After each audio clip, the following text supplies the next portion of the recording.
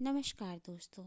तो आज हम प्रस्तुत करने वाले हैं शिव खेड़ा जी की लिखी पुस्तक जीत आपकी का चैप्टर नंबर 6, आत्मसम्मान, सकारात्मक नज़रिया विकसित करना। हेनरी डेविड थोरो के अनुसार कोई आदमी अपने बारे में जो सोचता है उसी से उसकी तकदीर तय होती है या उसके भाग्य के बारे में संकेत मिलता है। एक भिखारी एक स्टेशन पर पेंसिलों से भरा कटोरा लेकर बैठा हुआ था। एक युवा अधिकारी उधर से गुजरा और उसने कटोरे में $1 डाल दिया, लेकिन उसने कोई पेंसिल नहीं ली। उसके बाद वह ट्रेन में बैठ गया। डिब्बे का दरवाज़ा बंद होने ही वाला था कि अधिकारी एकाएक ट्रेन से उतरकर भिखारी के पास लौटा और कुछ पेंसिलें उठाकर बोला, मैं कुछ पेंसिलें लूँगा, इनकी कीमत है। आखिरकार तुम एक व्यापारी हो और मैं भी। उसके बाद वह तेजी से ट्रेन में चढ़ गया। 6 महीने बाद वह अधिकारी एक पार्टी में गया। वह भिखारी भी वहाँ सूट और टाई पहने हुए मौजूद था। भिखारी ने उस अधिकारी को पहचान लिया। वह उसके पास जाकर बोला, आप शायद मुझे नहीं पहचान रहे हैं, लेकिन मैं आपको पहचानता हूँ। उसके बाद उसने 6 महीने पहले घटी घटना का जिक्र किया। अधिकारी ने कहा, तुम्हारे याद दिलाने पर मुझे याद आ रहा है कि तुम भीख मांग रहे थे। तुम यहाँ सूट और टाई में क्या कर रहे हो? भिखारी ने जवाब दिया, आपको शायद मालूम नहीं कि आपने मेरे लिए उस दिन क्या किया। मुझे दान देने के बजाय आप मेरे साथ सम्मान के साथ पेश आए। आपने कटोरे से पेंसिलें उठाकर कहा, इनकी कीमत है। आखिरकार तुम एक व्यापारी हो और मैं भी। आपके जाने के बाद मैंने सोचा, मैं यहाँ क्या कर रहा हूँ? मैं भीख क्यों मांग रहा हूँ? मैंने अपनी ज़िंदगी को संवारने के लिए कुछ अच्छा काम करने का फ़ैसला किया। मैंने अपना झोला उठाया और काम करने लगा। आज मैं यहाँ मौजूद हूँ। मुझे मेरा सम्मान लौटाने के लिए मैं आपको धन्यवाद देता हूँ। उस घटना ने मेरा जीवन बदल दिया। भिखारी की ज़िंदगी में क्या बदलाव आया? बदलाव यह आया कि उसका आत्मसम्मान जग गया और उसके साथ ही उसकी कार्यक्षमता भी बढ़ गई। हमारी ज़िंदगी में आत्मसम्मान इसी तरह का जादुई असर डालता है। आत्मसम्मान और कुछ नहीं बल्कि खुद अपने बारे में हमारी सोच है। अपने बारे में हमारी जो राय होती है उसका हमारी काम करने की शक्ति, रिश्तों, माँ बाप के रूप में हमारी भूमिका, जिंदगी में हमारी उपलब्धियों, यानी हर चीज़ पर काफ़ी गहरा असर पड़ता है। ऊंचे दर्जे के आत्मसम्मान से जिंदगी खुशहाल, संतुष्ट और मकसदों से भरी बनती है। हम अगर खुद को मूल्यवान नहीं मानते तो हम में ऊंचे दर्जे का स्वाभिमान भी पैदा नहीं होगा। आत्मसम्मान की वजह से हम आत्म प्रेरित होते हैं। इतिहास में जितने भी महान नेताओं और शिक्षकों का जिक्र है, उन सबका मानना था कि सफल होने के लिए इंसान का आत्म प्रेरित होना जरूरी है। हम अपने बारे में जो सोचते हैं उसका एहसास अनजाने में ही दूसरों को भी करा देते हैं और दूसरे लोग हमारे साथ उसी ढंग से पेश आते हैं। ऊंचे दर्जे के आत्मसम्मान वाले लोग खुद में दृढ़ विश्वास और क्षमता पैदा करते हैं और वे जिम्मेदारियां कबूल करने के लिए तैयार रहते हैं। वे जिंदगी का सामना आशावादी नज़रिए के साथ करते हैं, रिश्तों को बेहतर बनाते हैं और उनके जीवन में अधिक परिपूर्णता होती है। वे प्रेरित और महत्वाकांक्षी होते हैं। वे अधिक संवेदनशील भी होते हैं। उनकी काम करने की क्षमता और उनके खतरे मोल लेने की योग्यता बढ़ जाती है। नए अवसरों और चुनौतियों को वे खुले मन से स्वीकार करते हैं। वे बड़ी चतुराई और सरलता के साथ दूसरों की आलोचना या तारीफ कर सकते हैं और अपनी आलोचना या प्रशंसा स्वीकार कर सकते हैं। आत्मसम्मान एक ऐसा एहसास है जो अच्छाइयों को समझने और उन पर अमल करने से पैदा होता है। आत्मसम्मान हमारी खुद की सोच है। एक किसान ने अपने खेतों में लौकी बोई। उसने बिना कुछ सोचे समझे यह छोटी सी लौकी को बेल समेत एक शीशे के जार में रख दिया। फसल काटने के समय उसने देखा कि जार में रखी लौकी केवल उतनी ही बड़ी हो सकी जितना बड़ा जार था। जिस तरह लौकी उसे रोकने वाली हदों से अधिक नहीं बढ़ सकी, उसी तरह हम भी अपनी सोच के दायरे से आगे नहीं बढ़ सकते, उस दायरे की हदें जो भी हों। ऊंचे दर्जे के आत्मसम्मान के कुछ फायदे। लोगों की भावनाओं और उनकी उत्पादकता के बीच में सीधा रिश्ता होता है। ऊंचे दर्जे के आत्मसम्मान का इजहार अपने आप को, दूसरों को तथा जायदाद, कानून, माँ बाप और देश को दी जाने वाली इज्जत से होता है। इसका उल्टा भी उतना ही सही है। ऊंचे दर्जे का आत्मसम्मान दृढ़ विश्वास पैदा करता है, जिम्मेदारियां कबूल करने की इच्छा पैदा करता है, आशावादी नज़रिया बनाता है, रिश्ते बेहतर बनाता है और जिंदगी में परिपूर्णता लाता है। दूसरों की ज़रूरतों के प्रति व्यक्ति को संवेदनशील बनाता है और देखभाल का नज़रिया बनाता है। व्यक्ति को खुद से प्रेरित और महत्वाकांक्षी बनाता है। आदमी की सोच में नए अवसरों और चुनौतियों को कबूल करने के लिए खुलापन लाता है। कार्य करने की क्षमता और खतरे मोल लेने की योग्यता बढ़ाता है। आदमी को प्रशंसा और निंदा का लेन देन चतुराई और सरलता के साथ करने में मदद देता है। ऊंचे दर्जे के आत्मसम्मान वाला व्यक्ति अपनी साख गंवाने के बजाय व्यापार में घाटा उठा लेता है, क्योंकि वह अपनी साख को अनमोल मानता है। घटिया किस्म का आत्मसम्मान। हम घटिया किस्म के आत्मसम्मान वाले लोगों को कैसे पहचानेंगे? ऐसे लोग कैसा व्यवहार करते हैं? आगे दी गई सूची में ऐसे कुछ लक्षण दिए गए हैं। इनमें उनके सारे लक्षण तो शामिल नहीं हैं, पर यह उनके बारे में संकेत जरूर देती है। वे आमतौर पर गपबाज होते हैं। दूसरों की आलोचना करना उनका स्वभाव होता है। वे आलोचना इस तरह करते हैं मानो इस बात की प्रतियोगिता चल रही है कि कौन अधिक आलोचना कर सकता है। वे अहंकारी और घमंडी होते हैं। ऐसे लोग सब कुछ जानने का दिखावा करते हैं। घटिया किस्म के आत्मसम्मान वाले लोगों के साथ या उनके लिए काम करना बेहद मुश्किल होता है। वे खुद को ऊंचा साबित करने के लिए दूसरों को नीचा साबित करते हैं। वे आत्म केंद्रित और बंद दिमाग के होते हैं। वे लगातार बहाने बनाते हैं और अपनी नाकामयाबी को स्वाभाविक साबित करने की कोशिश करते हैं। वे कभी जिम्मेदारियां कबूल नहीं करते और हमेशा दूसरों पर इल्ज़ाम लगाते हैं। वे भाग्यवादी नज़रिए वाले होते हैं। वे कभी पहल नहीं करते और घटनाओं के खुद घटित होने का इंतज़ार करते हैं। वे स्वभाव से ही ईर्ष्यालु होते हैं। वे सकारात्मक आलोचना को भी स्वीकार नहीं करते और अपना बचाव करने लगते हैं।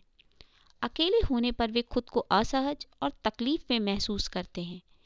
घटिया किस्म के आत्मसम्मान वाले लोग अदब और सलीके की हदों को पार कर जाते हैं। उन्हें अपनी सीमा का एहसास नहीं होता है। वे यह नहीं समझ पाते कि किस मुकाम पर तहजीब की हदें खत्म हो जाती हैं और बेहूदगी शुरू हो जाती है। सामाजिक जमावड़ों में मजाक आमतौर पर सुने सुनाए जाते हैं, पर शराब के हर जाम के साथ ये मजाक गंदे से गंदे होते जाते हैं।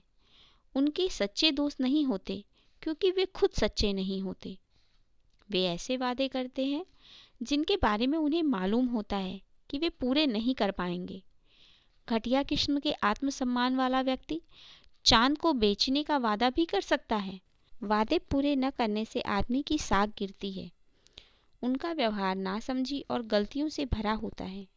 वे पेंडुलम की तरह एक छोर से दूसरे छोर तक झूलते रहते हैं। आज वे हमारे साथ बड़ी शराफत से पेश आएंगे, लेकिन कल वे हमारा गला काट सकते हैं।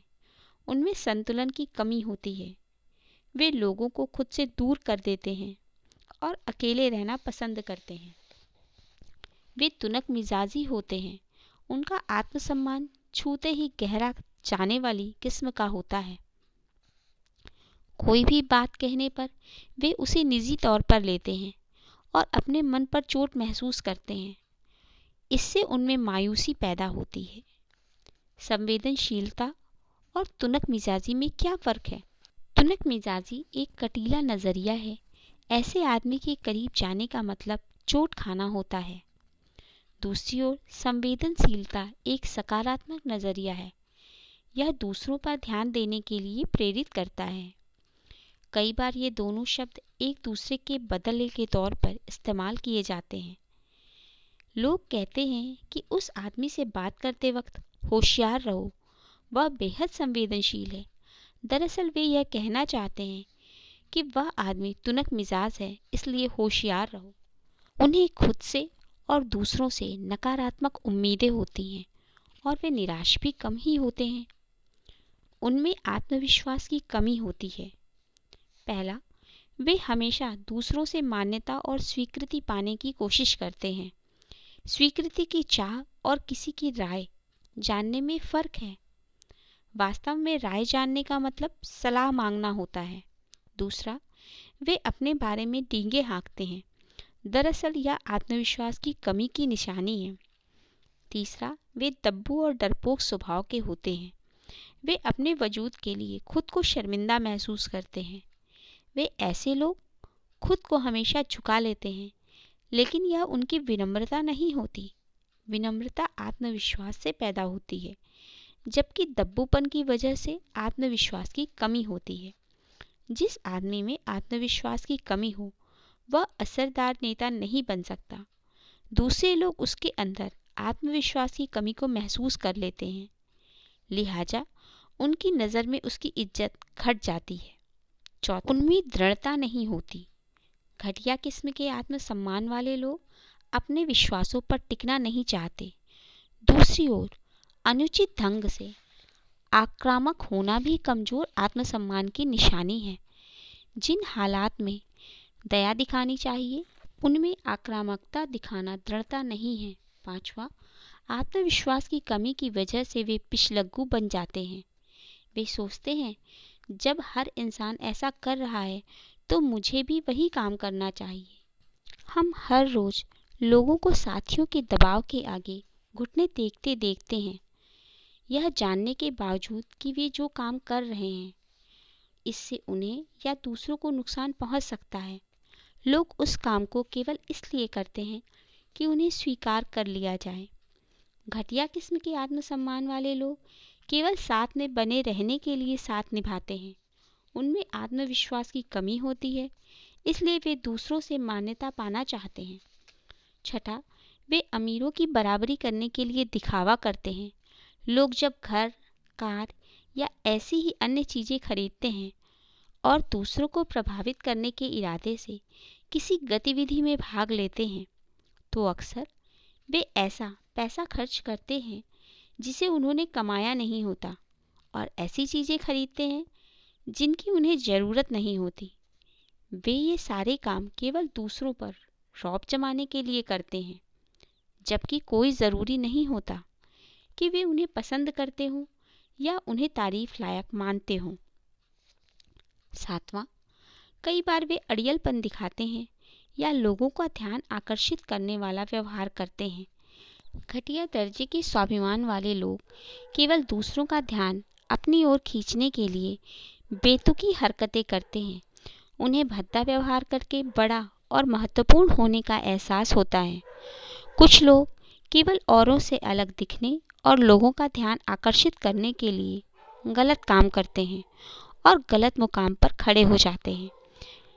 अपने बारे में बढ़ चढ़कर डींगे हाँकने वाले, कक्षा में जोकरनुमा हरकतें करने वाले और भड़कीले कपड़े पहनने वाले लोग इसका उदाहरण हैं। वे अनिश्चय के शिकार होते हैं और जिम्मेदारियां कबूल नहीं करते। साहस की कमी और आलोचना के डर की वजह से उनका व्यवहार ढुलमुल हो जाता है। वे सत्ता के खिलाफ बगावत करते हैं। अपने दृढ़ विश्वास के आधार पर साहस के साथ विद्रोह करने और घटिया दर्जे के आत्मसम्मान की वजह से विद्रोह करने में फ़र्क है। Mahatma Gandhi, Martin Luther king और अब्राहम लिंकन जैसे विश्व के सभी महान नेता विद्रोही थे। उन्होंने अपने दृढ़ विश्वास के कारण सत्ता के खिलाफ हिम्मत के साथ बगावत की। लेकिन घटिया दर्जे के स्वाभिमान वाला व्यक्ति अधिकार संपन्न लोगों के विरुद्ध केवल इसलिए विद्रोह करता है कि उनके पास अधिकार है, भले ही वे सही हो। वे असामाजिक और अंतर्मुखी होते हैं, वे दिशाहीन होते हैं और उनका नज़रिया कुछ इस किस्म का होता है, मैं किसी की परवाह नहीं करता। उनका यह रुख उनके व्यवहार में भी दिखाई देता है। उन्हें दूसरों की तारीफ करने और अपनी तारीफ कबूल करने में परेशानी होती है। तारीफ करते समय उन्हें अंदेशा रहता है कि कहीं उन्हें गलत ना समझ लिया जाए, और अपनी तारीफ होने पर वे खुद को उस लायक नहीं मानते। अपने को नाकाबिल समझना विनम्रता नहीं है। उन्हें दुनिया की चीज़ों से काफ़ी लगाव होता है। घटिया दर्जे के आत्मसम्मान वाले लोग हमारा महत्व हमारी योग्यता से नहीं, बल्कि हमारे पास मौजूद चीज़ों से आंकते हैं। उनका ध्यान इस बात पर रहता है कि हम कैसी कार चलाते हैं, कैसे मकान में रहते हैं और कैसे कपड़े गहने पहनते हैं। वे ये भूल जाते हैं कि इन चीज़ों को इंसान बनाता है, ये चीज़ें इंसान को नहीं बनाती। घटिया दर्जे के आत्मसम्मान वाले लोग खुद से ज़्यादा दौलत और जायदाद को महत्व देते हैं। उनकी ज़िंदगी पर दिखावा और सनक हावी रहते हैं। डिज़ाइनर के लेवल को वह अपनी हैसियत की निशानी मानते हैं। उनसे उनके पास मौजूद चीज़ें ले ली जाएं तो वे शर्म से मर जाएंगे। वे एक चूहा दौड़ में फंसे होते हैं। लिली टॉमलिन ने सच ही कहा है। चूहा दौड़ के साथ समस्या यह है कि दौड़ जीत जाने पर भी हम चूहे ही रहते हैं। उन्हें खुद पर गर्व नहीं होता, वे असभ्य होते हैं। वे केवल लेते हैं, कुछ देते नहीं। घटिया दर्जे का आत्मसम्मान अतिवादी व्यवहार को जन्म देता है। कई बार ऊंचे दर्जे के आत्मसम्मान वाला व्यक्ति भी घटिया दर्जे के आत्मसम्मान वाले आदमी जैसा ही व्यवहार कर सकता है, लेकिन उसकी वजह अलग होती है। वह अकेला रह सकता है क्योंकि उसे एकांत पसंद होता है, जबकि घटिया दर्जे के आत्मसम्मान वाला इंसान इसलिए अकेला रहता है कि वह लोगों की सोहबत में परेशानी महसूस करता है। ऊंचे दर्जे के आत्मसम्मान और घटिया दर्जे के आत्मसम्मान वाले लोगों के लक्षणों में तुलना। ऊंचे दर्जे के आत्मसम्मान वाले लोग और घटिया दर्जे के आत्मसम्मान वाले लोग। ऊंचे दर्जे के आत्मसम्मान वाले लोग विचारों के बारे में बात करते हैं, जबकि घटिया दर्जे वाले लोग लोगों के बारे में बात करते हैं। ऊंचे दर्जे के आत्मसम्मान वाले लोग दूसरों की परवाह करते हैं, जबकि घटिया दर्जे के आत्मसम्मान वाले लोग दूसरों की आलोचना करते हैं। ऊंचे दर्जे के आत्मसम्मान वाले लोग विनम्र होते हैं, जबकि घटिया दर्जे के आत्मसम्मान वाले लोग घमंडी होते हैं। ऊंचे दर्जे के आत्मसम्मान वाले लोग सत्ता का सम्मान करते हैं, जबकि घटिया दर्जे के आत्मसम्मान वाले लोग सत्ता से विद्रोह करते हैं। ऊंचे दर्जे के आत्मसम्मान वाले लोगों में दृढ़ विश्वास भरा साहस होता है, जबकि घटिया दर्जे के आत्मसम्मान वाले लोगों में साथ में रहने के लिए साथ निभाते हैं। ऊंचे दर्जे के आत्मसम्मान वाले लोग आत्मविश्वासी होते हैं, जबकि घटिया दर्जे के आत्मसम्मान वाले लोग भ्रमित होते हैं। ऊंचे दर्जे के आत्मसम्मान वाले लोग चरित्र की चिंता करते हैं, जबकि घटिया दर्जे के आत्मसम्मान वाले लोग प्रसिद्धि की चिंता करते हैं। ऊंचे दर्जे के आत्मसम्मान वाले लोग दृढ़ और जिम्मेदारी कबूल करते हैं, जबकि घटिया दर्जे के आत्मसम्मान वाले लोग आक्रामक होते हैं और पूरी दुनिया पर इल्ज़ाम लगाते हैं। ऊंचे दर्जे के आत्मसम्मान वाले लोग हितों की चिंता करते हैं, आशावादी होते हैं और दूसरों की ज़रूरतें समझते हैं, जबकि घटिया दर्जे के आत्मसम्मान वाले लोग स्वार्थी होते हैं, निराशावादी और लालची होते हैं। ऊंचे दर्जे के आत्मसम्मान वाले लोग सीखने की इच्छा रखते हैं और संवेदनशील होते हैं, जबकि घटिया दर्जे के आत्मसम्मान वाले लोग समझते हैं कि वे सब कुछ जानते हैं और तुनक मिजाज होते हैं। ऊंचे दर्जे के आत्मसम्मान वाले लोग एकांत प्रिय होते हैं और बहस करते हैं, जबकि घटिया दर्जे के आत्मसम्मान वाले लोग अकेलापन चाहते हैं और विवाद करते हैं।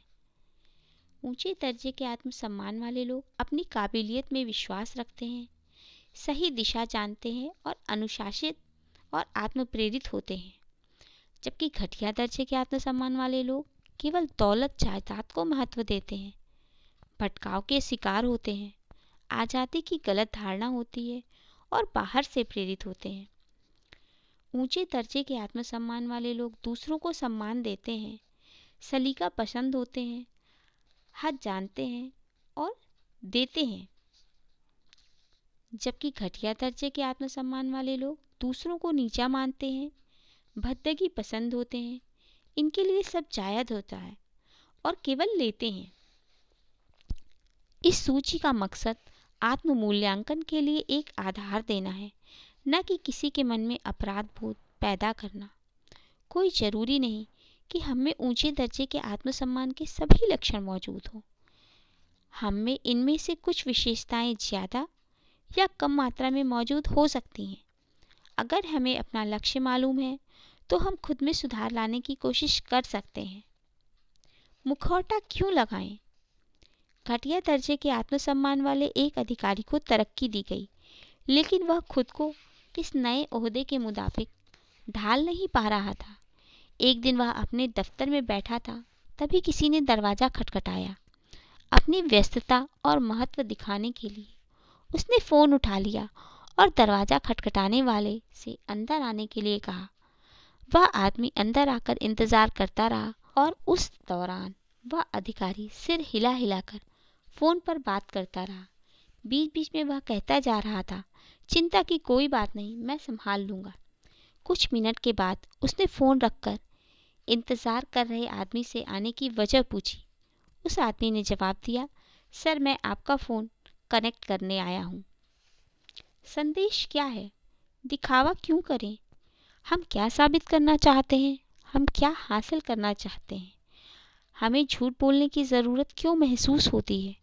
हम झूठे महत्व का एहसास क्यों करना चाहते हैं? इस तरह का व्यवहार असुरक्षा और घटिया दर्जे के आत्मसम्मान से जन्म लेता है। दिखावा क्यों करें?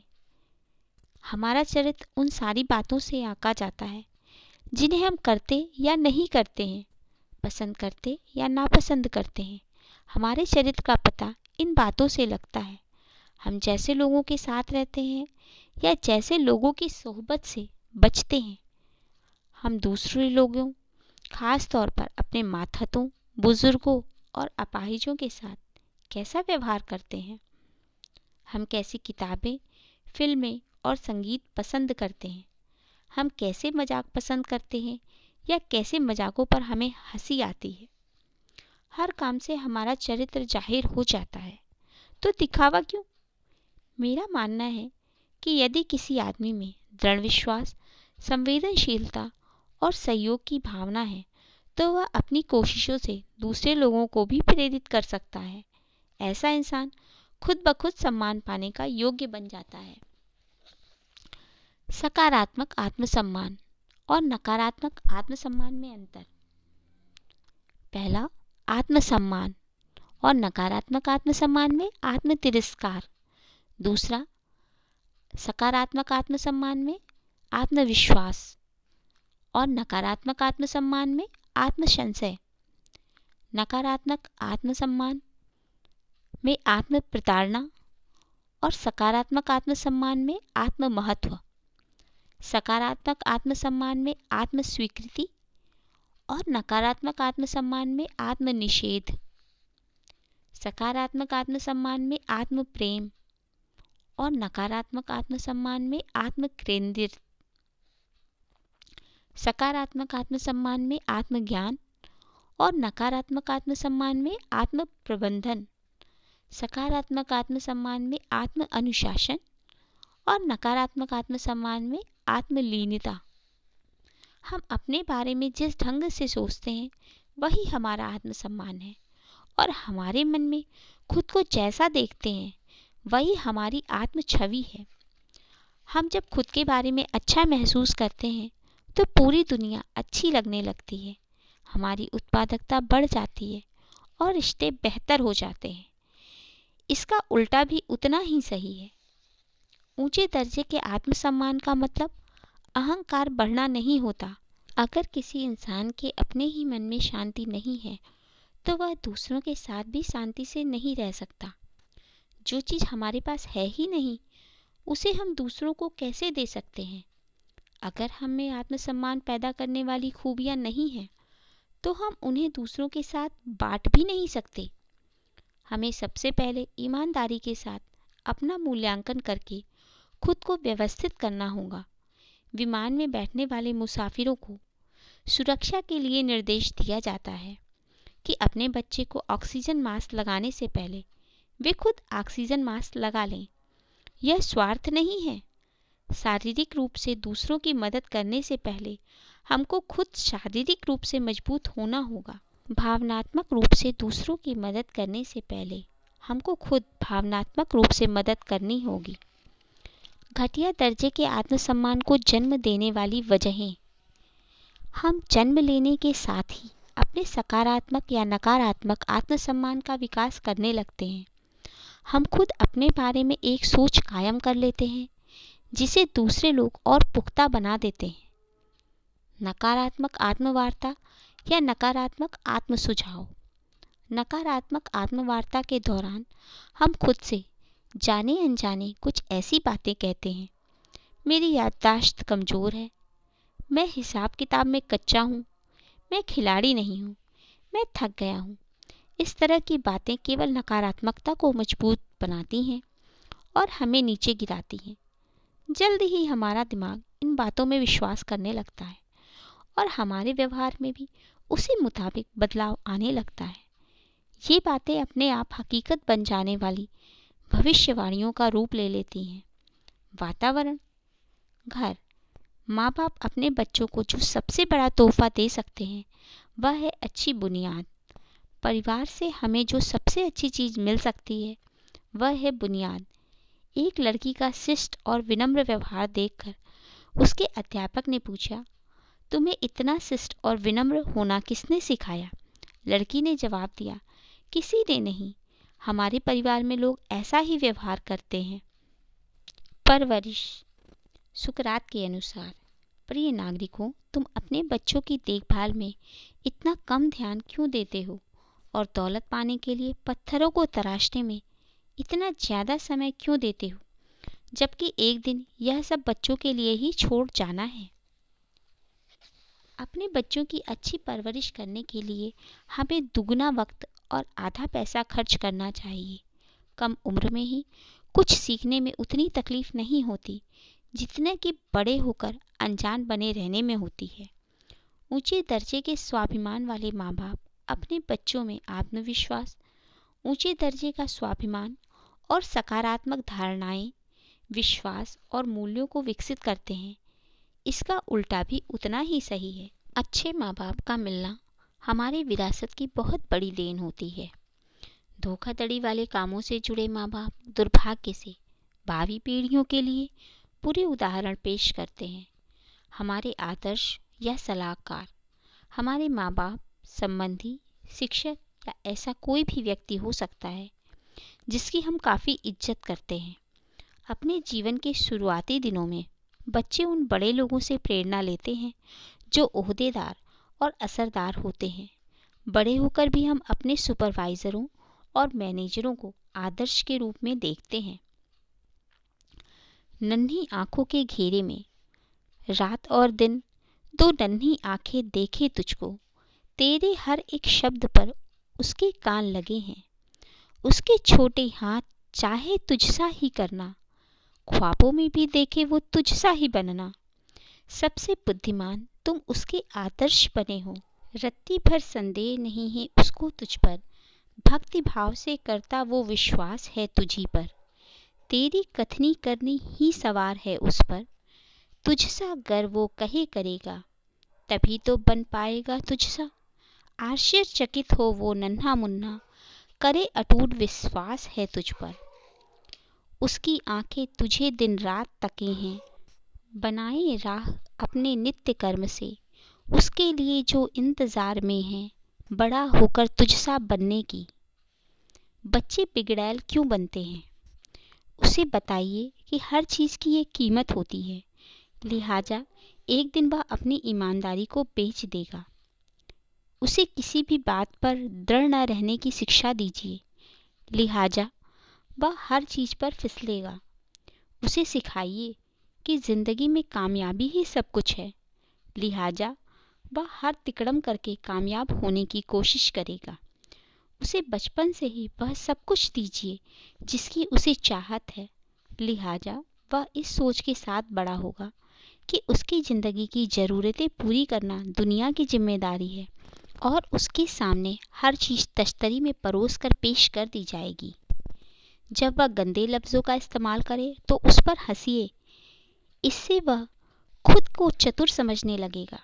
उसे नैतिकता सिखाने की बजाय उसके 21 साल का होने का इंतज़ार कीजिए ताकि वह अपने बारे में खुद फैसला कर सके।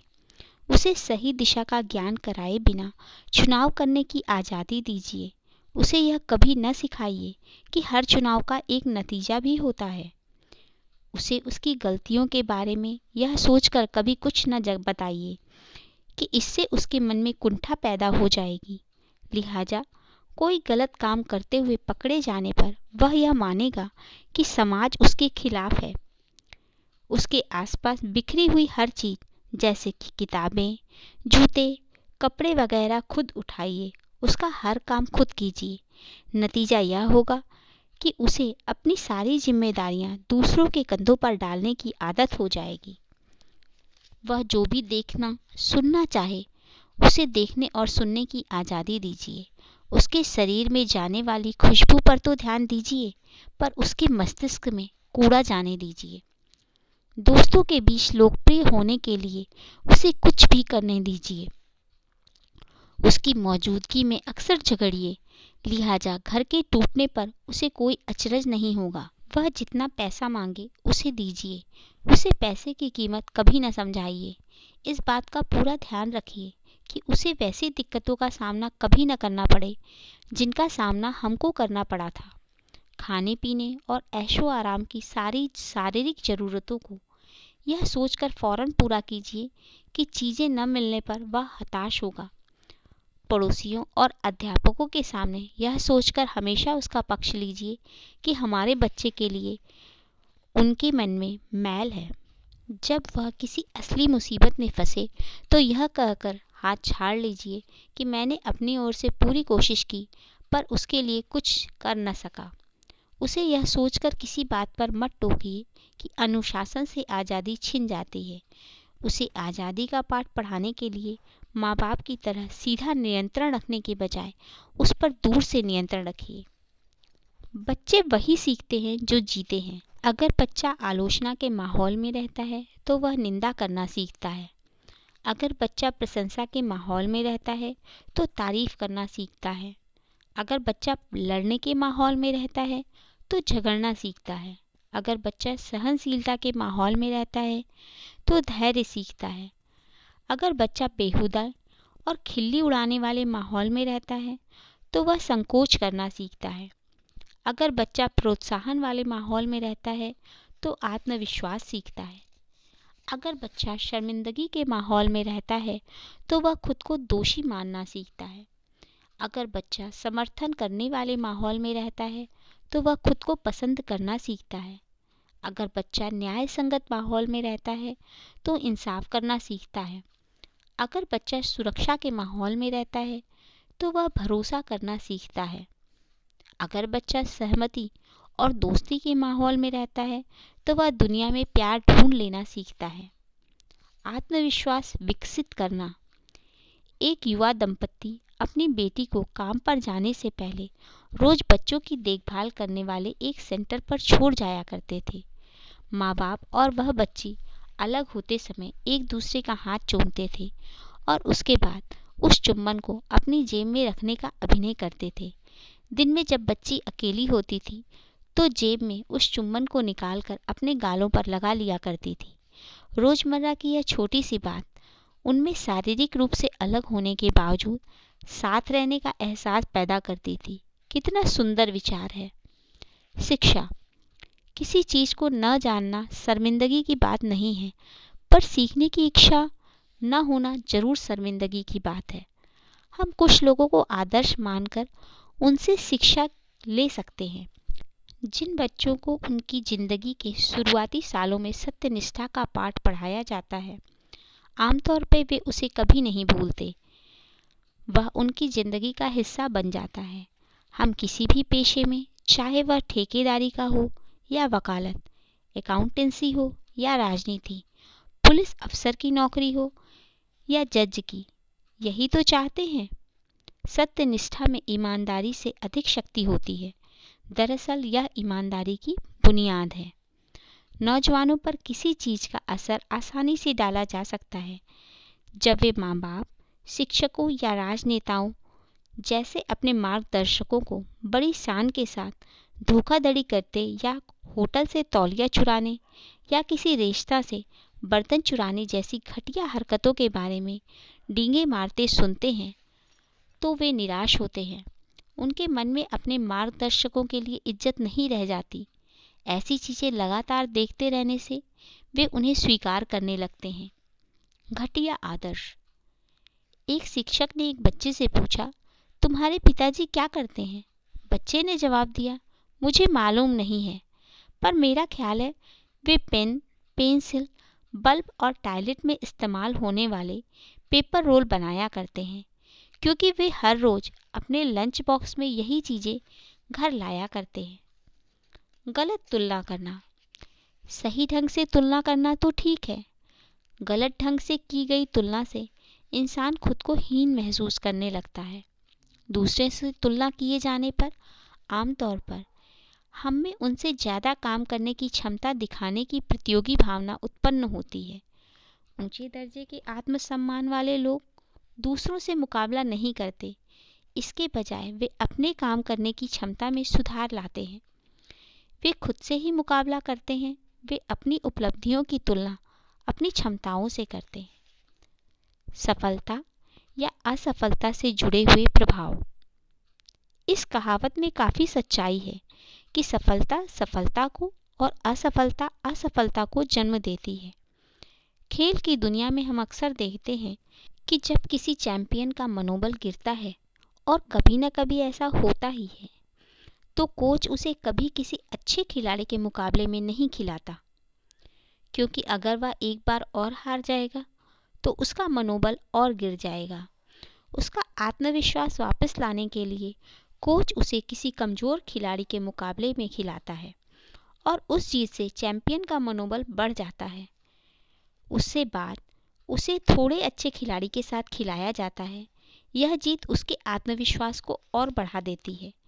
यही सिलसिला तब तक जारी रखा जाता है जब तक कि चैंपियन असली चुनौती का सामना करने के लिए तैयार नहीं हो जाता। हर सफलता के साथ व्यक्ति का आत्मविश्वास बढ़ता है और उसके लिए अगली बार सफल होना ज़्यादा आसान हो जाता है। इसलिए कोई भी अच्छा नेता, चाहे वे माँ बाप, शिक्षक या सुपरवाइज़र हों, बच्चे से पहले आसान काम कराते हैं। हर बार काम को सफलतापूर्वक पूरा करने के साथ ही बच्चे के आत्मविश्वास और मनोबल का स्तर ऊंचा उठता जाता है। इसी मुकाम पर अगर बच्चे को प्रोत्साहन भी दिया जाए तो उसका सकारात्मक आत्मसम्मान एक ठोस शक्ल लेने लगता है। अपनी और बच्चों की असफलता की जंजीरों को तोड़कर सफलता की कड़ी से जुड़ना हमारी जिम्मेदारी है। असफल होने को असफलता मानने की गलती करना। सोइचिरो होंडा, जो कि होंडा मोटर कारपोरेशन के संस्थापक हैं, उनके अनुसार सफलता में 99% असफलता शामिल होती है। किसी खास मामले में असफल होने पर ज़्यादातर लोग इतने मायूस हो जाते हैं कि खुद को असफल मानने लगते हैं। वे यह नहीं समझते कि असफलता मिलने का मतलब यह नहीं होता कि वे असफल व्यक्ति हैं। मुझे असफलता मिल सकती है, पर मैं असफल व्यक्ति नहीं हूँ। मुझे मूर्ख बनाया जा सकता है, पर मैं मूर्ख नहीं हूँ। हम असफल व्यक्ति तभी माने जाएंगे जब मैदान छोड़ दें। अभिभावकों, शिक्षकों और सुपरवाइजरों की गैर वाजिब उम्मीदें। मान लीजिए कि कोई बच्चा स्कूल से अपना रिपोर्ट कार्ड लेकर आता है। उसे 5 विषयों में A ग्रेड और एक विषय में B ग्रेड है। आमतौर पर माँ बाप का पहला सवाल यही होता है कि तुम्हें B ग्रेड क्यों मिला? क्या माँ बाप को बच्चे को बी ग्रेड हासिल करने के लिए बधाई देनी चाहिए और उसके इस निचले स्तर के ग्रेड को कबूल कर लेना चाहिए? बिल्कुल नहीं। बच्चा दरअसल यह चाहता है कि उसे 5 विषयों में ए ग्रेड हासिल करने के लिए शाबाशी और बढ़ावा दिया जाए। ए ग्रेड हासिल करने की उसकी कामयाबी की मान्यता देने और सराहने के बाद माँ बाप उसे सभी 6 विषयों में ए ग्रेड पाने की उम्मीद के बारे में बता सकते हैं और ज़रूरत पड़ने पर मदद करने की पेशकश भी कर सकते हैं। अगर हम अपनी उम्मीदों को घटा लेंगे तो संभव है कि अगली बार उपलब्धियों का ग्राफ नीचे गिरकर हमारी उम्मीदों के स्तर तक आ जाए। इसी तरह काम के दौरान कर्मचारी 100 सही काम करने के साथ एक गलत काम भी कर सकता है। जरा सोचिए कि उस हालात में बॉस की क्या प्रतिक्रिया होती है। अच्छी चीज़ों को मान्यता दीजिए पर अपना स्तर मत गिराइए। अनुशासन की कमी। अनुशासन क्या है? क्या अनुशासन का मतलब कोई दिक्कत पैदा होने या कोई गलती हो जाने के बाद उसे दूर करना है? क्या इसका मतलब कोई चीज़ ऊपर से थोपना है? क्या इसका अर्थ दुर्व्यवहार करना है? क्या यह आज़ादी छीन लेता है? इनमें से किसी का भी जवाब हाँ नहीं है। अनुशासन का मतलब यह नहीं है कि कोई इंसान बेल्ट उठाकर बच्चों को पीटना शुरू कर दे। यह तो पागलपन है। अनुशासन का मतलब है दृढ़ता। यह एक दिशा है। इसका मतलब है समस्या पैदा होने से पहले ही उसकी वजह को मिटा देना। इसका मतलब है ऊर्जा को बड़ी उपलब्धियां हासिल करने की दिशा में प्रवाहित और व्यवस्थित करना। अनुशासन कोई ऐसी चीज़ नहीं है जो हम दूसरों के लिए करते हैं, बल्कि यह एक ऐसी चीज़ है जिसे हम उन लोगों के लिए करते हैं जो इसकी परवाह करते हैं। अनुशासन प्यार के इजहार का एक तरीका है। कई बार हमको भलाई करने के लिए भी सख्ती करनी पड़ती है। सभी दवाइयाँ मीठी नहीं होती और ना ही दर्द दिए बिना सारे ऑपरेशन किए जा सकते हैं। फिर भी हमें उनका सहारा लेना पड़ता है। हम सभी जिराफ नाम के भारी भरकम जानवर के बारे में जानते हैं। माता जिराफ अपने बच्चे को खड़े खड़े जन्म देती है। बच्चा माँ की नरम कोख से एकाएक कठोर जमीन पर आ गिरता है और फिर बैठ जाता है। माँ सबसे पहला काम यह करती है कि बच्चे के पीछे जाकर उसे जोरदार ठोकर मारती है। बच्चा खड़ा हो जाता है, लेकिन उसके पांव कमज़ोर होने की वजह से लड़खड़ा जाते हैं और वह फिर गिर जाता है।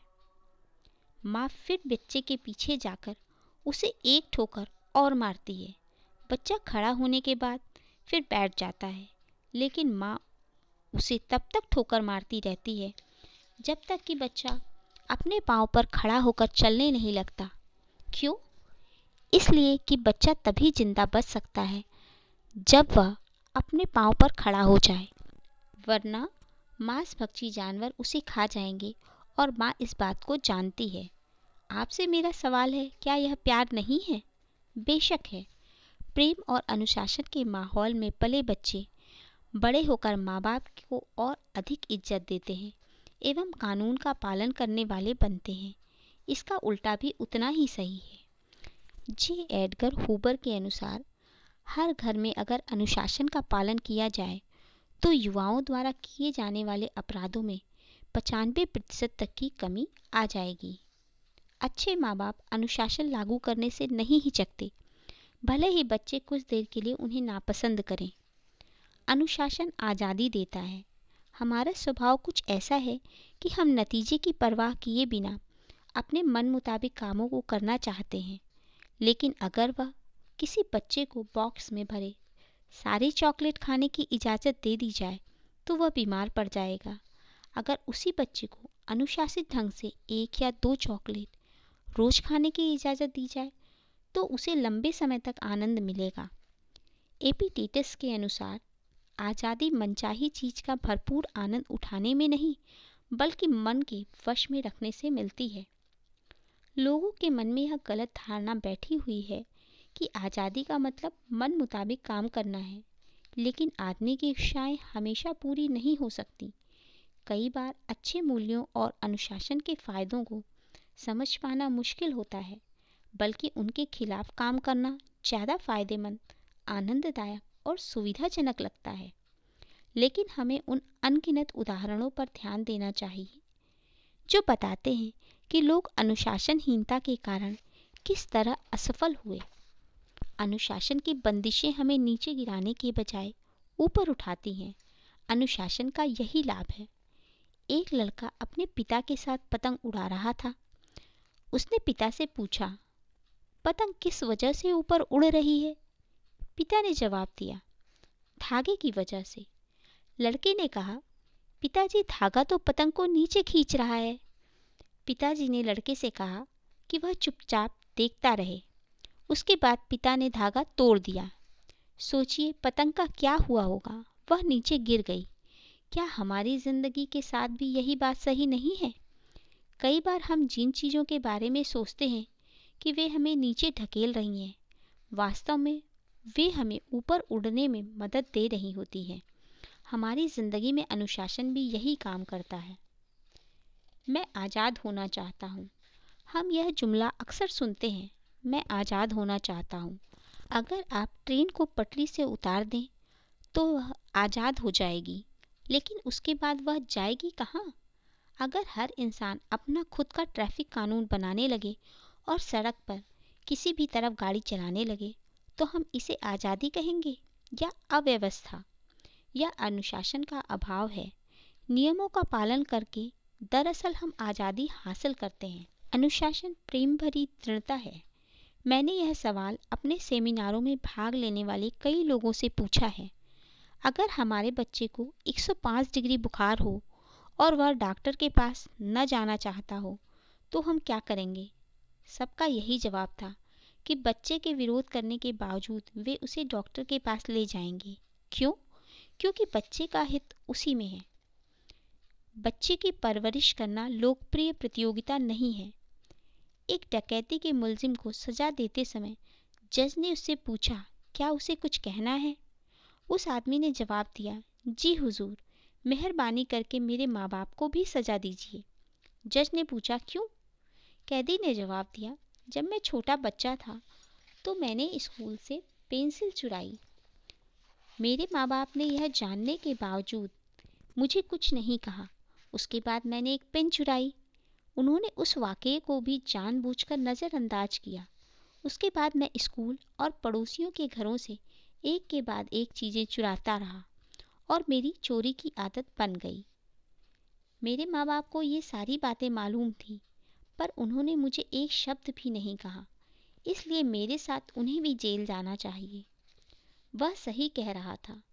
हालांकि इन बातों में वह अपनी जिम्मेदारी से बरी नहीं होता, पर सवाल यह पैदा होता है कि क्या माँ बाप ने सही काम किया? जाहिर है नहीं। बच्चों को चुनाव करने का मौका देना अच्छी बात है, पर सही दिशा दिखाए बिना चयन करने की छूट देना उनकी तबाही की वजह बन सकता है। शरीर और मन की पूरी तैयारी त्याग और अनुशासन से ही संभव है। जर्नल ऑफ द अमेरिकी फैमिली एसोसिएशन के अनुसार माँ बाप एक हफ्ते में बच्चों के साथ काम की बातचीत पर तकरीबन 15 मिनट का ही वक्त देते हैं। बाकी समय उन्हें अपने साथियों और टीवी से जो नैतिक मूल्य मिलते हैं उन्हें मनचाहे ढंग से इकट्ठे करने के लिए छोड़ दिया जाता है। खुद से पूछे, क्या अनुशासन के बिना एक कप्तान जहाज को सही ढंग से चला सकता है? एक एथलीट दौड़ में जीत सकता है? एक वायलिन वादक संगीत समारोह में अच्छी तरह से वायलिन बजा सकता है? जवाब है बिल्कुल नहीं। फिर हम निजी व्यवहार के मामले में या कोई स्तर हासिल करने के लिए अनुशासन के जरूरी होने पर सवालिया निशान लगाते हैं। अनुशासन बेहद जरूरी है। आज की फिलॉसफी है, अगर यह काम अच्छा लगता है तो करो। मैंने कई माँ बाप को बड़े ही भोलेपन के साथ कहते सुना है कि मेरे बच्चे चाहे कुछ भी कर रहे हों, अगर इससे उन्हें खुशी मिल रही है तो यह मेरे लिए ज़रूरी नहीं कि वे क्या कर रहे हैं। मैं उनसे पूछता हूँ कि क्या हम जानना नहीं चाहते कि हमारे बच्चों को क्या करने में खुशी मिलती है? अगर सड़क पर किसी को पीटने या उसका सामान छीन लेने से इन्हें खुशी मिलती है, तब ऐसे लोगों के लिए अंग्रेजी में एक लफ्ज़ है, परवसन। हिंदी में इसे कहते हैं नीचता। जीवन में जितना खुशी का महत्व है, उतना ही यह भी महत्वपूर्ण है कि वह खुशी हम कहाँ से और कैसे हासिल करते हैं। यह हमारे नैतिक मूल्यों, अनुशासन और जिम्मेदारी का मिला जुला नतीजा होती है। हम अक्सर सुनते हैं, जो तुम्हें अच्छा लगे वो करो। इस बात का उल्टा भी उतना ही सही है कि जो करना ज़रूरी है उसे पसंद करो। कई बार हमें ऐसे कामों को भी करना पड़ता है जिन्हें करने की ज़रूरत है, वे चाहे हमें पसंद हों या ना हो। एक माँ दिन भर काम करने के बाद घर आती है और फिर घर के कामकाज निपटाती है, बच्चे की देखभाल करती है और आखिर में थकी हारी सो जाती है। आधी रात को बच्चा रोने लगता है। ऐसे में थककर सोई माँ को क्या उठना चाहेगी? नहीं, मगर फिर भी वह उठती है। क्यों? इसकी 3 वजहें हैं। प्यार, फर्ज, जिम्मेदारी। हम जिंदगी सिर्फ भावनाओं के सहारे नहीं गुजार सकते, हमें अनुशासन की भी ज़रूरत होती है, चाहे हमारी उम्र कितनी ही हो। जिंदगी में कामयाबी तभी मिलती है जब हम अपनी इच्छाओं के आगे घुटने टेकने के बजाय वह करें जो किया जाना चाहिए या जिसे करने की ज़रूरत है। इसके लिए ज़रूरत है अनुशासन की। माँ बाप, गुरु या अधिकारियों द्वारा लगाए गए लेबल या नीचा दिखाने वाली टिप्पणियाँ। क्या आपने कई माँ बाप को अपने बच्चों को मजाक में या प्यार से लल्लू या भोंदू कहकर पुकारते सुना है? ऐसे लेबल आदमी पर जिंदगी भर के लिए चिपक जाते हैं। बड़े होने पर वही बच्चे माँ बाप की टिप्पणियों को सही साबित करते हैं। ये लेबल जिंदगी भर के लिए ही नहीं बल्कि पीढ़ियों तक साथ लग जाते हैं। भारत में जाति प्रथा इस बात का जीता जागता उदाहरण है कि लेबल लग जाना कितना तकलीफदेह हो सकता है। ऊंची जाति या नीची जाति, ये सारे सिर्फ लेबल नहीं तो और क्या है। आमतौर पर माता पिता अपने बच्चों पर इस तरह के लेबल लगाते हैं। तुम भोंदू हो, तुम कोई भी काम सही ढंग से नहीं करते, तुम जिंदगी में कुछ नहीं कर पाओगे। सही मूल्यों की शिक्षा। कई बार असावधानी या अनजाने में हम अपने परिवार या दफ्तर में गलत मूल्यों की शिक्षा देते हैं। जैसे हम अपने बच्चों या कर्मचारियों को अपने लिए झूठ बोलने को कहते हैं। उदाहरण के तौर पर, उन्हें कहो कि मैं यहाँ पर नहीं हूँ। उन्हें कहो कि चेक डाक से भेज दिया गया है। हम अपने माँ बाप, गुरु या सुपरवाइज़र से यह उम्मीद करते हैं कि वे हमें सच्चाई सिखाएंगे, लेकिन कई बार हमें निराशा ही मिलती है। लोग इस तरह के छोटे मोटे झूठ बोलते बोलते पेशेवर झूठ बोलने वाले बन जाते हैं। जब हम औरों को हमारे लिए झूठ बोलना सिखाते हैं तो एक दिन ऐसा आता है जब वे हमसे भी झूठ बोलने लगते हैं। जैसे सेक्रेटरी फ़ोन पर अपनी बीमारी का बहाना करती है जबकि वह शॉपिंग करने के लिए जाना चाहती है। हो सकता है कि उसके बॉस ने उससे अपने लिए झूठ बोलने की इतनी प्रैक्टिस करवाई हो कि इसमें वह एक्सपर्ट हो, वह उसी से झूठ बोल रही हो। पहले वह उसके लिए झूठ बोलती थी, अब वह उसी से झूठ बोलती है। ऊंचा आत्मसम्मान विकसित करने के तरीके। अपनी कमियों को खूबियों में बदलें। ऐसे लोगों की जीवनी पढ़ें जिन्होंने निराशा को आशा में, नुकसान को फायदे में, रास्ते के पत्थरों को सफलता की सीढ़ी में बदल दिया हो। ऐसे लोग दुखी और उदास होने से इनकार कर देते हैं। वे मायूसियों और नाकामयाबियों को अपने ऊपर हावी नहीं होने देते। दुनिया को सर्वश्रेष्ठ संगीत देने वालों में एक बीथोवन भी थे। उनकी अक्षमता क्या थी? वे बहरे थे। प्रकृति के ऊपर सर्वश्रेष्ठ कविताएं लिखने वाले में एक थे मिल्टन। उनकी अक्षमता क्या थी? वे अंधे थे। फ्रैंकलिन डी रूजवेल्ट अमेरिका के सर्वश्रेष्ठ राष्ट्रपति और दुनिया के महानतम नेताओं में से थे। उनकी अक्षमता क्या थी? वे चल फिर नहीं पाते थे, जिससे उन्हें व्हील चेयर पर बैठकर ही काम करना पड़ता था। विल्मा रूडोल्फ की कहानी। विल्मा रूडोल्फ का जन्म टेनेसेसी के एक गरीब परिवार में हुआ था। 4 साल की उम्र में उसे डबल निमोनिया और काला बुखार ने गंभीर रूप से बीमार कर दिया। इनकी वजह से उसे पोलियो हो गया। वह पैरों को सहारा देने के लिए ब्रेस पहना करती थी।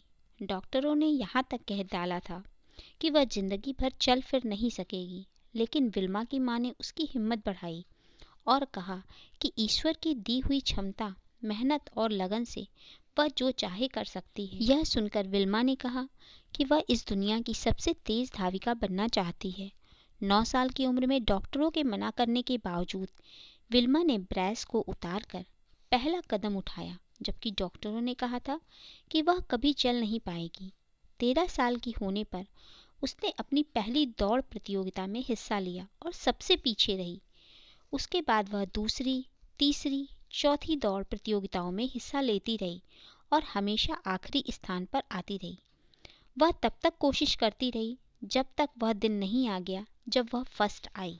15 साल की उम्र में विल्मा टेनेसी स्टेट यूनिवर्सिटी गई, जहां वह एड टेम्पल नाम के कोच से मिली।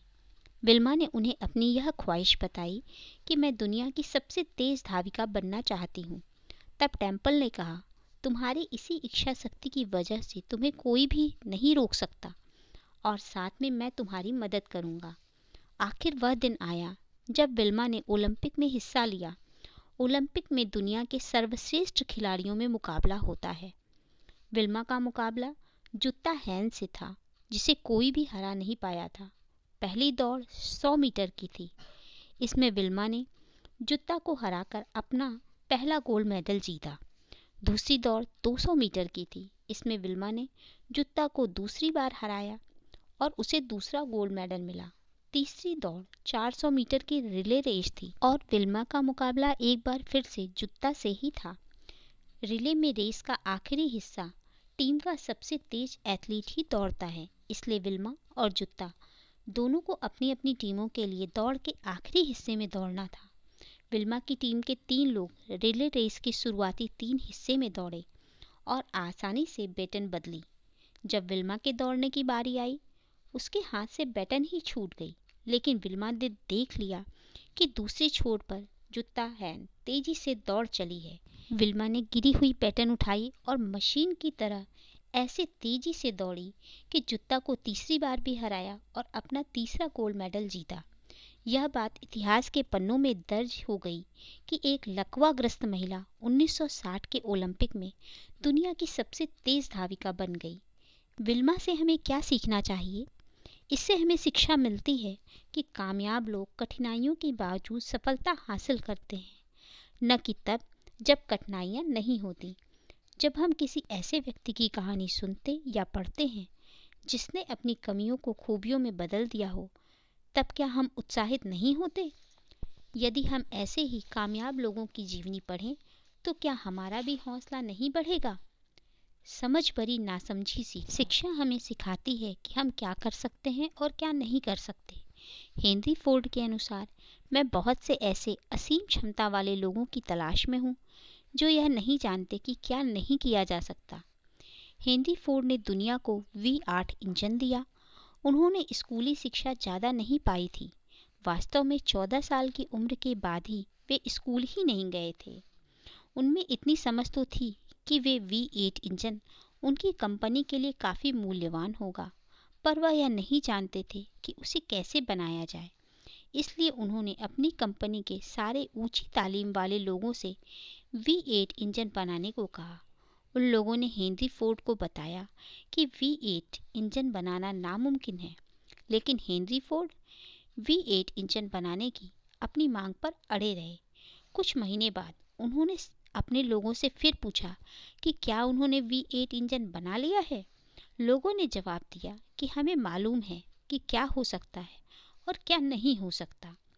V8 इंजन बनाना असंभव है। कुछ महीनों के बाद फोर्ड ने अपने लोगों से फिर कहा कि मुझे मेरा V8 इंजन चाहिए। कुछ ही दिनों बाद वही लोग हेनरी फोर्ड का V8 इंजन बनाकर ले आए। यह कैसे संभव हुआ? लोगों ने अपनी शिक्षा की हदों से आगे बढ़कर सोचा। शिक्षा हमें जहाँ एक ओर बताती है कि क्या किया जा सकता है, वहीं दूसरी ओर कई बार झूठी सीमाएं भी बांधती है। भौरा, हमें कुदरत से सीखने की ज़रूरत है। वैज्ञानिकों के मुताबिक भौरे का शरीर काफ़ी भारी है और उड़ने के लिहाज से पंखों का फैलाव काफ़ी कम होता है। उड़ान के नियमों के अनुसार भौरा उड़ नहीं सकता, लेकिन भौरे को इस बात की खबर नहीं और वह उड़ता रहता है। जब हम अपनी हदों और सीमाओं को नहीं जानते तो हम बड़े और ऊंचे काम करके खुद को ही आश्चर्यचकित कर देते हैं। पीछे मुड़कर देखने पर हैरानी होती है कि क्या मेरी कोई सीमा भी थी। हम सिर्फ उन्हीं सीमाओं में बंधे हैं जो हमने अपने लिए खुद बनाई है। शिक्षा को अपने ऊपर बंधन मत लगाने दें।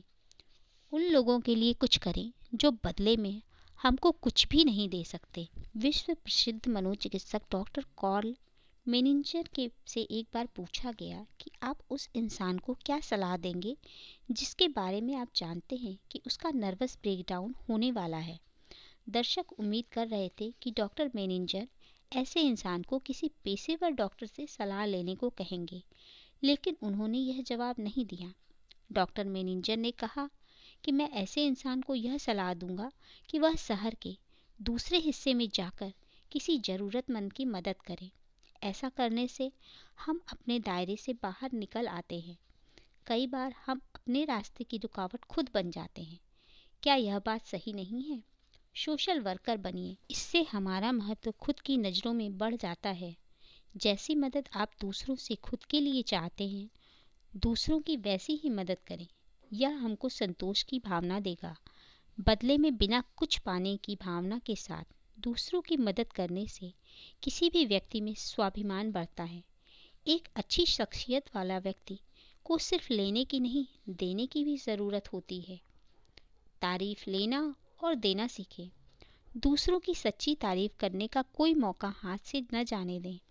याद रखें कि इसमें सबसे महत्वपूर्ण शब्द हैं सद्भाव, सच्चाई और ईमानदारी।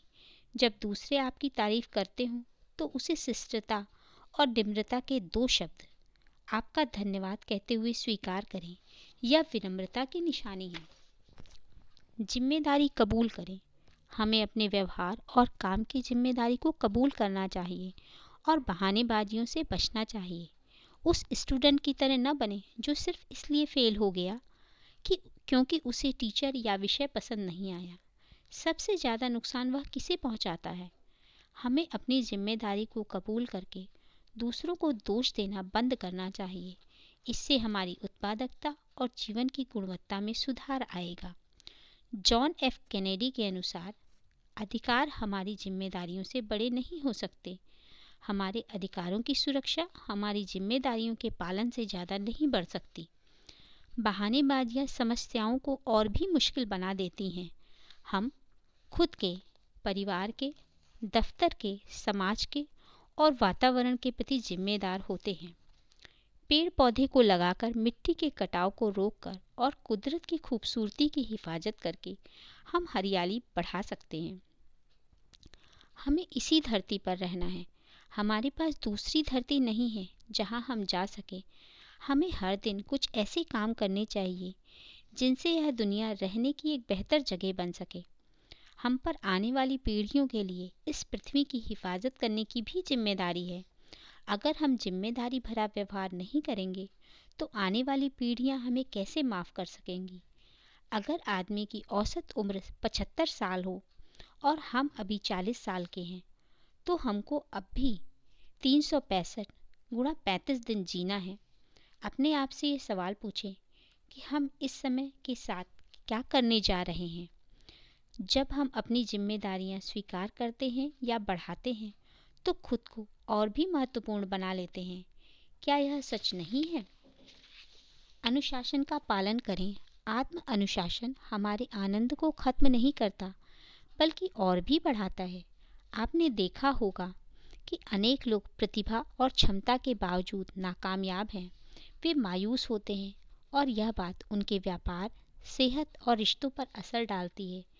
वे संतुष्ट नहीं होते और अपनी समस्याओं के लिए भाग्य को दोष देते रहते हैं। वे यह महसूस नहीं कर पाते कि उनकी कई समस्याएं अनुशासन की कमी से पैदा हुई हैं। अपने लक्ष्य तय करें। सही और साफ सोच के साथ बनाए गए लक्ष्य आदमी को एक दिशा दिखाते हैं। लक्ष्य पाने में, कामयाब होने में उसे संतोष मिलता है। मकसद से भी ज़्यादा महत्वपूर्ण है मकसद का एहसास और हमारी दृष्टि। इससे ज़िंदगी को एक अर्थ और पूर्णता मिलती है। अपने लक्ष्य को पाने की कोशिश में हम जो बनते हैं वह लक्ष्य हासिल होने के बाद मिलने वाली उपलब्धियों से अधिक महत्वपूर्ण होता है। कुछ बनने की प्रक्रिया ही हमें सच्ची खुशी देती है और यही सच्चे अर्थों में स्वाभिमान है।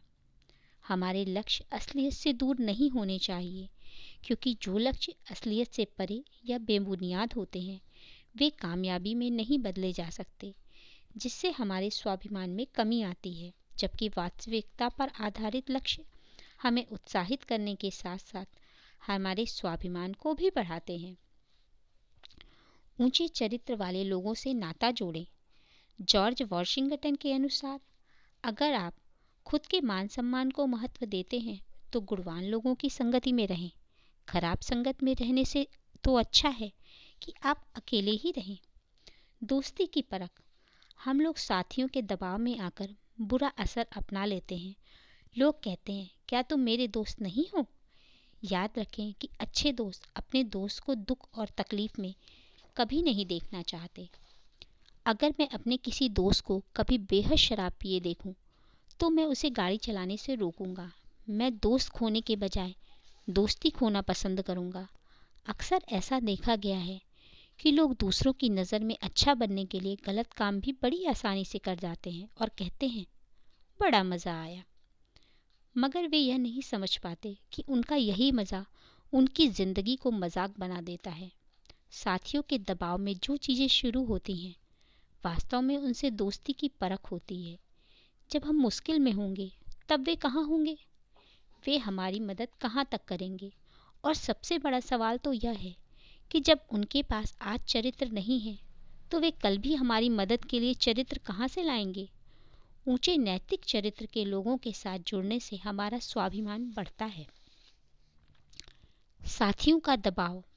जब किसी इंसान में झुंड में शामिल होने की इच्छा सच्चाई पर डटे रहने की इच्छा से ज़्यादा ताकतवर होती है, तो यह साफ है कि उसमें साहस और चरित्र की कमी है। लोगों के साथ में बने रहने के लिए उनका साथ देते रहना सुविधाजनक होता है। इससे हमारे साथी खुश रहते हैं और हमारा मजाक बनाए जाने का डर नहीं रहता। मगर यहीं पर ऊंचे दर्जे के आत्मसम्मान वाले लोग एक सीमा रेखा खींच देते हैं। यहीं पर बड़े और छोटे का फर्क पता चल जाता है। उदाहरण के तौर पर, स्कूली बच्चे अपने ग्रुप का हिस्सा इसलिए बने रहना पसंद करते हैं ताकि उन पर कोई हंसे नहीं। वे जवाब देने की पहल नहीं करते क्योंकि उन्हें डर होता है कि दूसरे उनका मजाक उड़ाएंगे। कारखाने के कर्मचारी अपने साथियों को खुश रखने के लिए जानबूझकर अपना उत्पादन कम रखते हैं और ज़्यादा मेहनत नहीं करते। थोड़ी सी ढील चलती है। बहुत से लोग कहते हैं कि थोड़ी सी ढील चलती है, मैं थोड़ा बहुत कोशिश करके छोड़ दूंगा। सवाल यह है कि क्या थोड़ा बहुत धोखा देना ठीक है? क्या थोड़ा बहुत झूठ बोलना ठीक है? क्या नशीली दवाओं का थोड़ा बहुत सेवन ठीक है? क्या थोड़ी बहुत चोरी करना ठीक है? क्या थोड़ा बहुत नाजायज़ संबंध रखना ठीक है? कुछ लोग बार बार दलील देते हैं कि मैं जब चाहूँ तब इन बुराइयों को छोड़ सकता हूँ। वे यह महसूस नहीं करते कि इच्छा शक्ति के मुकाबले बुरे असर ज़्यादा ताकतवर होते हैं। बाहरी असर से नहीं बल्कि अंदरूनी प्रेरणा से काम करें। किसी दिन अगर कोई इंसान बहुत खुशमिजाजी के साथ सोकर उठे और मुझे फ़ोन करके कहे, तुम दुनिया में सबसे बेहतरीन आदमी हो, तुम काफ़ी अच्छा काम कर रहे हो, मैं तुम्हें यह बताना चाहता हूँ कि मैं तुम्हें अपना दोस्त कहने में मुझे गर्व महसूस होता है। मैं जानता हूँ कि वह ये बातें ईमानदारी से कह रहा है। यह सुनकर मुझे कैसा लगेगा? जाहिर है बहुत अच्छा।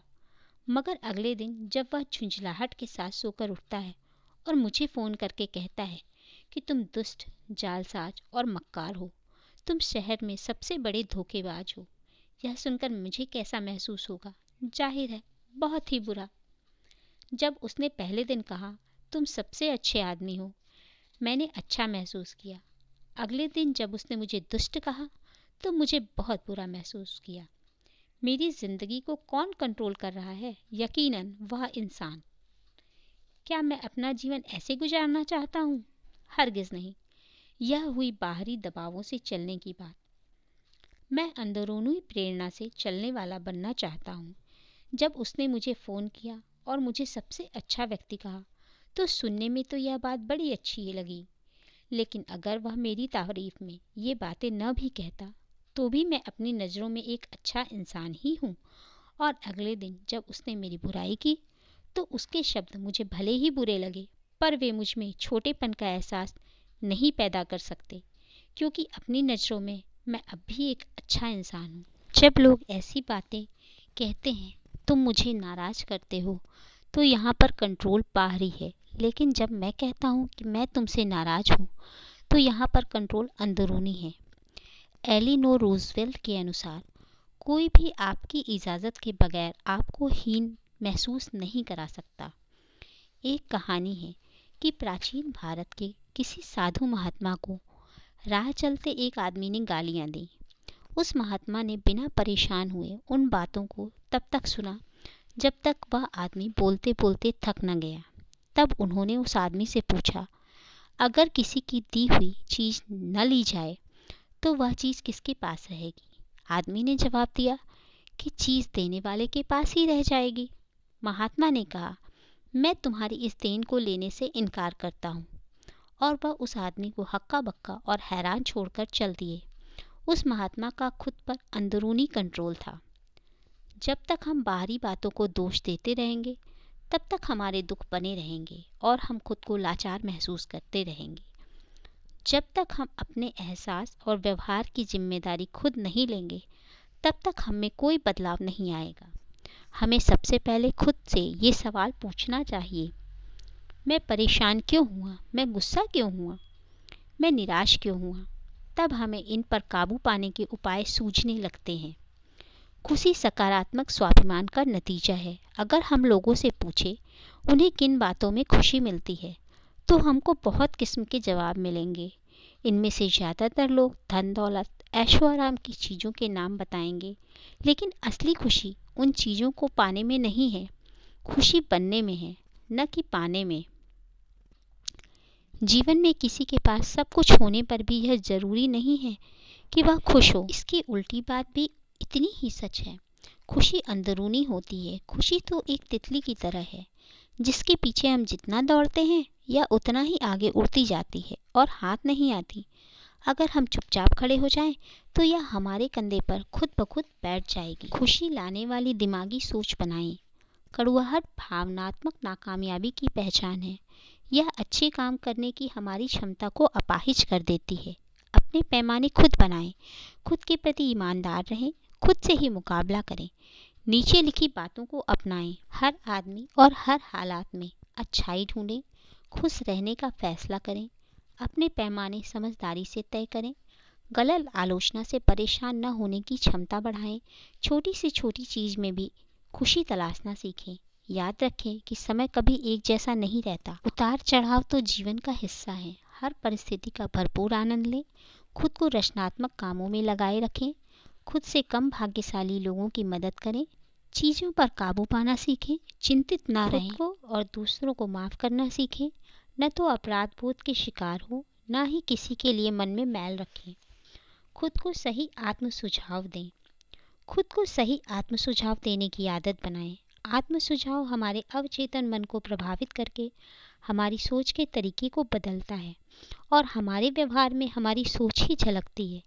इस तरह आत्म सुझाव हमारे सोच के तरीके को प्रभावित करके हमारे व्यवहार पर असर डालता है। एक तरह से यह आत्मविश्वास जगाने वाली भविष्यवाणियों का रूप ले लेता है।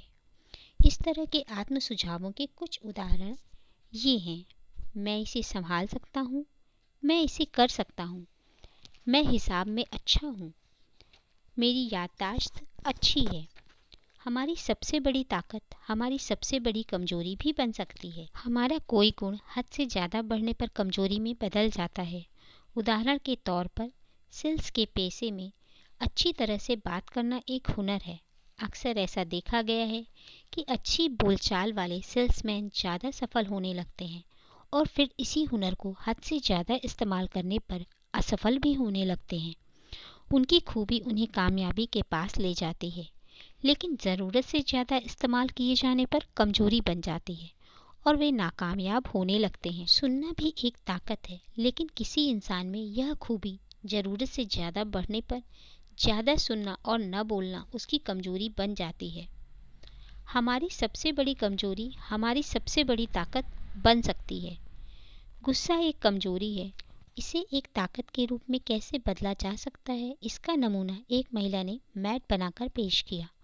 मैट का मतलब है मदर्स अगेंस्ट ड्रंक ड्राइविंग नाम की संस्था।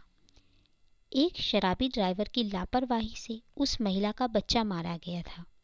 वह इतनी गुस्सा हुई कि उसने यह समाज में ऐसी बातें बर्दाश्त न करने का फैसला किया। उसने समूचे अमेरिका में शराब पीकर ड्राइविंग करने के खिलाफ लोगों को एकजुट किया। आज वह महिला और उसका संगठन लाखों सदस्यों के साथ एक बड़ी ताकत बन चुके हैं और वे जरूरी कानूनी बदलाव लाने में भी सफल हो रहे हैं। यह गुस्से जैसे नकारात्मक भाव को एक सकारात्मक सोच के जरिए ताकत में बदलने का उदाहरण है। उस महिला ने अपने गुस्से को मजबूत इरादे में बदल डाला। धीरज रखें। ब्रियान एडम्स के अनुसार धीरज से आत्मविश्वास, दृढ़ता और समझदारी भरा नजरिया पैदा होता है, जिससे आखिरकार कामयाबी हासिल होती है। अक्सर हम लोगों को कहते हुए सुनते हैं कि अच्छी या बुरी चीज़ को एक बार देखने, सुनने या करने से कोई असर नहीं होता, लेकिन मैं इसे सच नहीं मानता। असर भले ही नज़र ना आए, लेकिन कुछ न कुछ असर ज़रूर होता है। चीन में बांस का एक ऐसा पेड़ होता है जिसे रोपने के बाद 4 साल तक पानी और खाद देने के बावजूद उसमें अंकुर फूटने का भी कोई निशान नहीं दिखता, लेकिन 5वें साल के दौरान बांस का पौधा सिर्फ 6 सप्ताह में 90 फीट तक बढ़ जाता है। सवाल यह उठता है कि बांस का यह पौधा सिर्फ 6 हफ्तों में बढ़ा या इस काम में 5 साल लगे। जब उसमें बढ़ने वाले कोई लक्षण नहीं नजर आ रहे थे, यदि उस समय इस पौधे को पानी और खाद नहीं दी जाती तो क्या वह बढ़ पाता? बिल्कुल नहीं। अगर 4 साल तक देखरेख न की जाती तो बांस का वह पौधा मर जाता। हमें कुदरत से सीखने की ज़रूरत है और यह सीख बिल्कुल साफ है। धैर्य और विश्वास के साथ काम करते रहें। अगर नतीजा नज़र ना भी आए तब भी उसका असर जरूर होता है। चेतावनी, धीरज और आलस में फ़र्क होता है। कभी कभी एक बेहद आलसी इंसान खुद को धैर्यवान समझ सकता है। एक अंग्रेजी कहावत के अनुसार अच्छी शुरुआत का अंत भी अच्छा होता है। अपनी सारी मजबूतियों और कमजोरियों की लिस्ट बनाएं। कामयाब लोग अपनी कमियों को पहचानते हैं मगर अपनी शक्तियों को बढ़ाते हैं।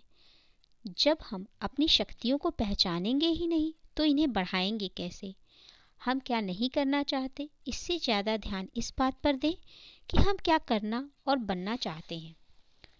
तो पेज पर लिखिए, एक तरफ अपनी ताकत और दूसरी तरफ लिखिए कमजोरी। स्वाभिमान के भाव का असली निचोड़ नीचे लिखे अब्राहम लिंकन के लफ्ज़ों से ज़्यादा बेहतर तरीके से नहीं समझाया जा सकता है। ए दुनिया, आज मेरे बेटे का स्कूल में पहला दिन है। ए दुनिया, मेरे बच्चे का हाथ थाम लो, आज इसका स्कूल में पहला दिन है। कुछ देर को इसके लिए हर चीज़ नई और अजनबी होगी, इसलिए मैं उम्मीद करता हूँ कि आप इसके साथ नरमी से पेश आएं। आप तो जानते ही हैं कि इसका संसार अब तक घर तक ही सीमित था। इसने अपनी चार दीवारी के बाहर कभी झांका नहीं था। यह अब तक घर का राजा रहा है। अब तक इसकी चोट पर मरहम लगाने और इसकी ठेस लगी भावनाओं को प्यार का लेप लगाने के लिए मैं हमेशा मौजूद था। लेकिन अब बात दूसरी होगी। आज सुबह यह सीढ़ियों से उतरकर अपना नन्हा हाथ उत्साह के साथ हिलाएगा और अपनी बड़ी साहसिक यात्रा शुरू करेगा, जिसमें शायद संघर्ष भी होगा, दुख भी होगा और निराशा भी होगी। इस संसार में जीने के लिए इसे विश्वास, प्यार और साहस की ज़रूरत होगी। इसलिए ए दुनिया, मैं उम्मीद करता हूँ कि आप इसके नन्हे हाथों को पकड़कर वे सब सिखाएंगे जो इसे जानना चाहिए। सिखाए जरूर, मगर हो सके तो प्यार से। मैं जानता हूँ कि इसे एक दिन यह समझना पड़ेगा कि सभी लोग अच्छे नहीं होते, सभी स्त्री पुरुष सच्चे नहीं होते। इसे यह भी सिखाएं कि संसार में हर धूर्त के लिए एक अच्छा इंसान भी है। जहाँ एक दुश्मन है तो वहाँ एक दोस्त भी है। इसे शुरू में ही यह सीखने में मदद करें कि बुरे और धौंस जमाने वाले लोगों को ठिकाने लगाना सबसे आसान है। इसे किताबों की खूबियों के बारे में बताएं और पढ़ने के लिए प्रेरित करें। कुदरत के छिपे सौंदर्य जैसे आसमान में उड़ते पंछी, गुनगुन करते भौरे और हरी भरी वादियों में खुले हुए फूलों को करीब से देखने और जानने के लिए इसे पूरा समय दें। इसे यह भी सिखाएं कि बेईमानी की जीत से हार जाना कहीं अच्छा है। इसे तब भी अपने विचारों पर विश्वास रखना सिखाएं जब सब कह रहे हों कि वह गलत है। मेरे बच्चे को वह शक्ति दें जिससे वह भीड़ का हिस्सा न बनकर भेड़ चाल न चले जबकि सारा संसार चल रहा हो। इसे यह तो सिखाएं कि दूसरों की बात सुने, लेकिन हर बात सच्चाई के तराजू पर परखे और उनमें से सिर्फ अच्छाई को ही अपनाएं। अपनी अंतरात्मा की आवाज़ को सोने चांदी के सिक्कों से न तौले। इसे यह सिखाएं कि वह लोगों के कहने में न आए और अगर वह अपनी सोच में खुद को सही पाता है तो वह अपने सही इरादों पर डटा रहे और संघर्ष करे। इसे नरमी से सिखाएं, लेकिन ए दुनिया इसे बिगाड़े मत और कमज़ोर न बनाएं, क्योंकि लोहा आग में तपकर ही फौलाद बनता है। वैसे तो ऐसा कर पाना एक बहुत बड़ी बात है, मगर ए दुनिया फिर भी आप ऐसा करने की कोशिश जरूर करें। आखिरकार वह एक बहुत प्यारा बेटा है। हस्ताक्षर अब्राहम लिंकन। कार्य योजना। पहला, ऐसे लोगों की जीवनियाँ पढ़ें जिन्होंने हर निराशा को आशा में बदल दिया हो। अच्छी किताबों को पढ़ने या हौसला बुलंद करने वालों कैसेटों को रोजाना सुनने की आदत डालें। दूसरा, बदले में कुछ पाने की इच्छा किए बगैर अपने समय और धन का कुछ हिस्सा भलाई के कामों में लगाएं। यह काम लगातार और करीने से करें। तीसरा, बुरे असर से दूर रहें, साथियों के दबाव में ना आएं। चौथा, ईमानदारी और नम्रता से प्रशंसा करें और पाएं। पांचवा, अपने व्यवहार और कामों की जिम्मेदारी खुद लेना सीखें। छठा, खुद अनुशासित होना सीखें, भले ही उससे परेशानी महसूस हो। सातवां, ऊंचे चरित्र वाले लोगों के साथ रहे। आठवां, रचनात्मक बने, अपनी कमजोरियों को अपनी खूबियों में बदलने के रास्ते ढूंढें। नवां, धीरज रखना सीखें, अगर नतीजे साफ न दिख रहे हों तो भी हिम्मत ना हारें। तो हमारा चैप्टर यहीं समाप्त होता है। अब दोस्तों हम मिलेंगे अपने अगले चैप्टर में। तो please like share and subscribe to my channel. धन्यवाद।